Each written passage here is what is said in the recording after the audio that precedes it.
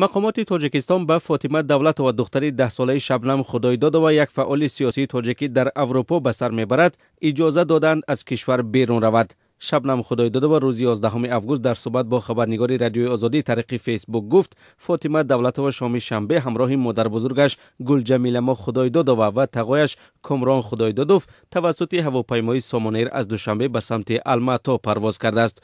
او گفت که در حل این مسئله کمیته شهروندی برای نجات زندانی ها و گروگانان سیاسی تاجیکستان خیلی کمک کرده است. روز شنبه در شبکه‌های اجتماعی به کمیش 2 عکس نزدیکان شبنم خدایداد هم نشر شد که نشان می‌دهد در هواپیما نشستند.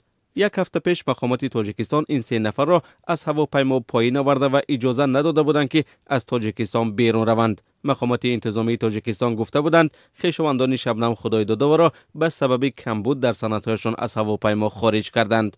نمایندگان سازمان‌های حامی حقوق انسان این رفتار مقامات تاجیکستان را تنقید کرده و فاطمه دولت‌ها را گروگان سیاسی نامیدند. طی یک هفته آخر در شبکه‌های اجتماعی نیز معرکه طلبی اجازت برای بیرون رفتن فاطمه دولت‌ها از تاجیکستان ادامه داشت. شبنم خدایداد را که 2 سال پیش عضو گروه 24 یک سازمان ممنوع در تاجیکستان بود به تأسیس گروه افراطی متهم می‌کنند. او را سال 2016 در بلاروس با درخواست مقامات تاجیکستان دستگیر کردند ولی بعداً با مساعدت سازمان ملل متحد از بازداشت رها شد و به لهستان رفت و در آنجا پناهندگی سیاسی گرفت. خودش میگفت که او را برای اندیشه‌های سیاسی و انتقادش از سیاست‌های حکومت تاجیکستان تعقیب می‌کنند. خود او روز 5 اوگوست امسال در صحبت با رادیوی آزادی گفته بود دیگر به هیچ گروه سیاسی در خارج از جمله گروه 24 و حزب ممنوع نهضت اسلامی ارتباط ندارد و حالا درس حقوق می‌خواند و می‌خواهد که در آینده از حقوق دیگران حمایت کند.